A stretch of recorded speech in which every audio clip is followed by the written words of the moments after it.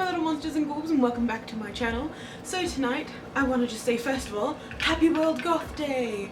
I am just going to go ahead and share with you some of my favourite books and some of my favourite movies that I like to watch and read that are spookily and gothically inclined, so let's just go ahead and jump right on into it. Okay, so the first movie I have here is Coraline, and this movie is, I don't know, I absolutely adore this movie. It is animation, I think it's claymation actually, but it is so cute, it's funny, it's creepy, it's scary, it's, especially like for younger kids, it's just so, I mean, and I read the book too, so it's a little different than the book, but it's really, really good.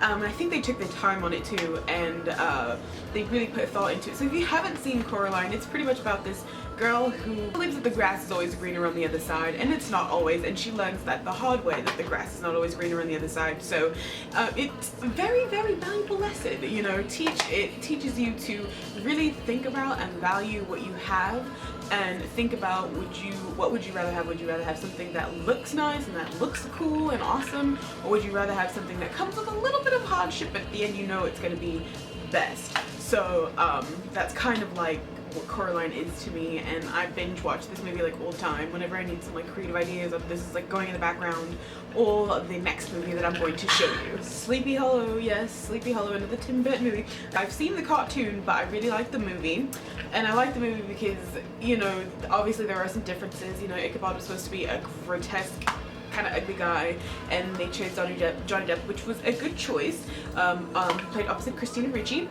and she was okay. But anyway, that's not what the movie's not about a review, but this is another one of the movies that I think is like spookily inclined, and if you haven't seen it, you know, you should give it a go, because it's funny, it's, you know, kind of scary and spooky, still keeping with the theme, but it's cute, and it's still romantic, and I absolutely love it, and Johnny Depp is funny, and it's lighthearted, but it's spooky at the same time, so I think it's so cool, and I think some of these movies are going to be Tim Burton, not all of them, but some of them are. So, but this is another one of the good ones, and if you haven't seen it, I would suggest it. We're just going to stick with the theme and go with Edward Scissorhands. I actually got this as a birthday present, but I think like last year or something like that.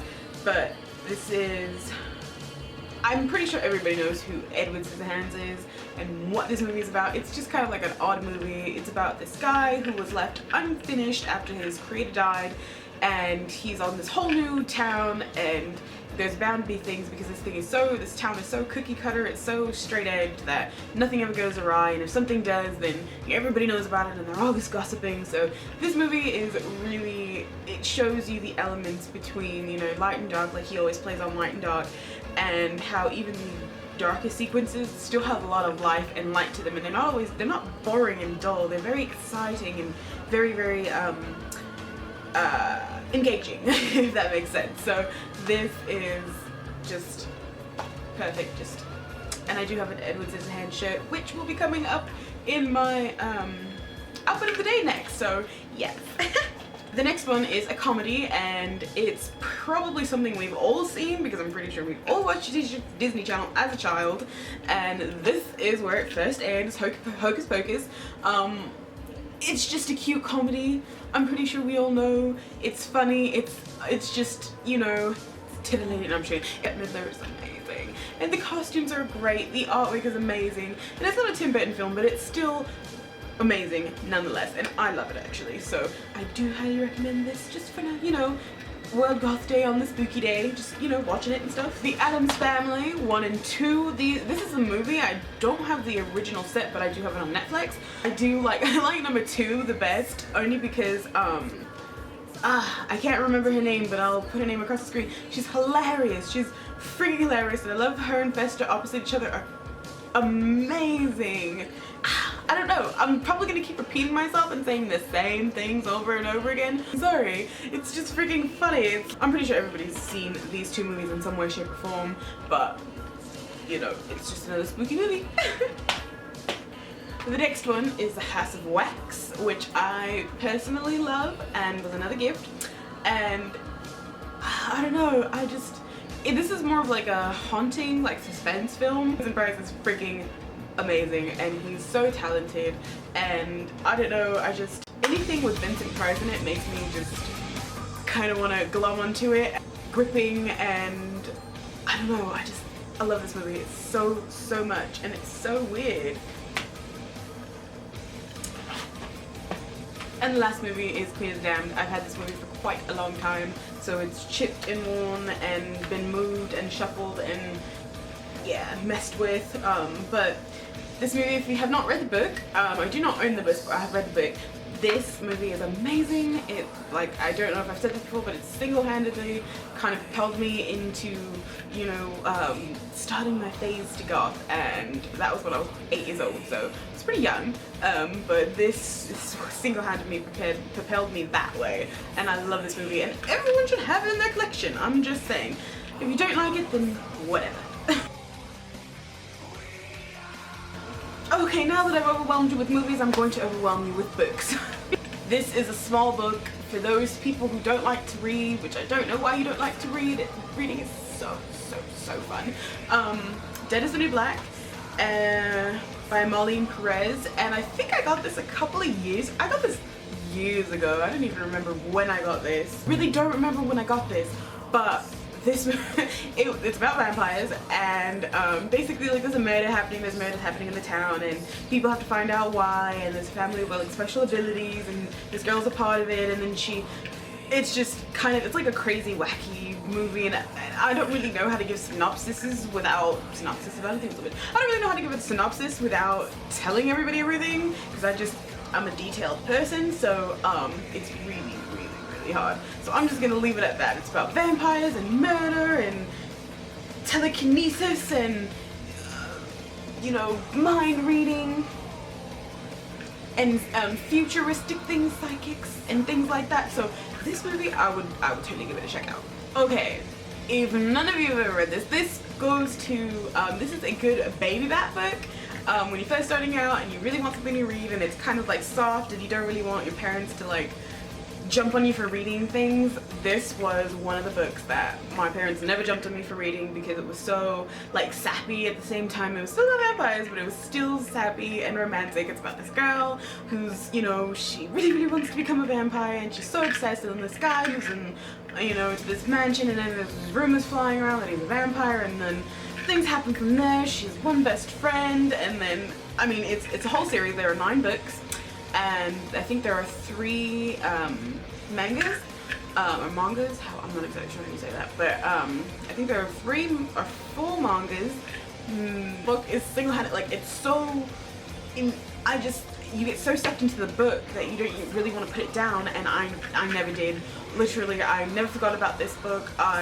I was always searching for it, and it was never at Barnes & Nobles, and so I always had to order them, and then wait, and then I always spent money on other things, so yeah, you know, that whole spill. So, but this is, I don't know, this book, and there was another book that to me kind of like, I don't know, I got so many music ideas from this book. I got so many, because there were so many good bands that, you know, Ellen Schreiber talks about in this book, and there are also like clothing ideas and things like that, and, you know, choices for just like starting out and things. So this is like kind of like a beginner's guide before you get to the beginner's guide. Which brings me to this book, which is the ultimate guide to Gothiness. No, I'm just kidding. But this is one of the best books that I've ever read. If you ever need help, tips, no matter what stage you're at, whether you're a baby bat or an elder goth, this is a great book to go to, refer to, because it gives great tips, great knowledge and insight, music, bands, so, you know, people who are thinking about getting into the subculture, or people who are already in the subculture and are kind of lost, and you're kind of floating and you're thinking, well, I really don't know what to do, I'm kind of at a standstill, there really isn't a scene in my town and I want something to do.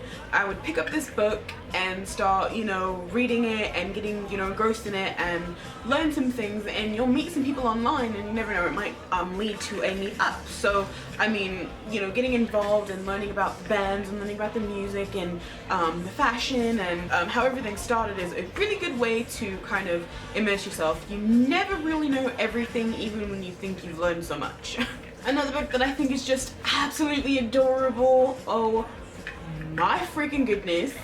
Princess Decomposia and Count Spatula, oh my gosh, this is just like a love romance between the king vampire, and this is his daughter, and the new cook, and he's coming in to cook and things like that. The other cook left, and because the king was so picky, but it's just a fun little cartoon novel, and it's so interactive, and it's just quirky and cute, and I couldn't put it down at all. And it's got loads of pictures in it. It's like a comic pretty much. I don't know, like I totally, it says who says romance is dead on the top, but I would recommend this to baby bats, anybody. All the books that I read I can relate to the book in some way, and that's probably why I gravitate to them. If I can't relate to the book, then I don't really, it goes, okay, bye, I'm done. So this book is amazing. And then I could not leave without giving a Gina Schwalter book. And this is just one of the many that I have on my shelf. This is Intertwined, and this is the first book. There is a second book, but I have not got my hands on that yet, which I am not happy about. And this story is so, I can relate to it so much in certain ways, and in certain ways it's just, I wish I didn't, but I really understand the characters and such in ways like this.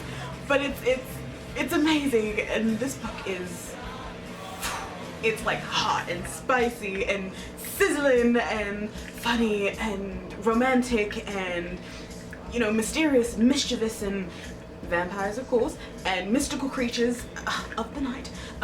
You know, there's all types of mythical creatures in here, mystical creatures, because Gina Schwalter, so far that the books that I, you know, really gravitate towards, even some of the other ones that aren't, they always have to deal with some otherworldly being or some otherworldly type thing, creature that comes to you in the nighttime. But anyways, this book is amazing, and this book is amazing, and I recommend it full-heartedly, wholeheartedly. So thank you all so much for watching. I hope you have a very, very wonderful, happy Goth Day. I hope this is going up on World Goth Day. If not, it will be going up just a few hours after World Goth Day, depending on what time I come home from work. I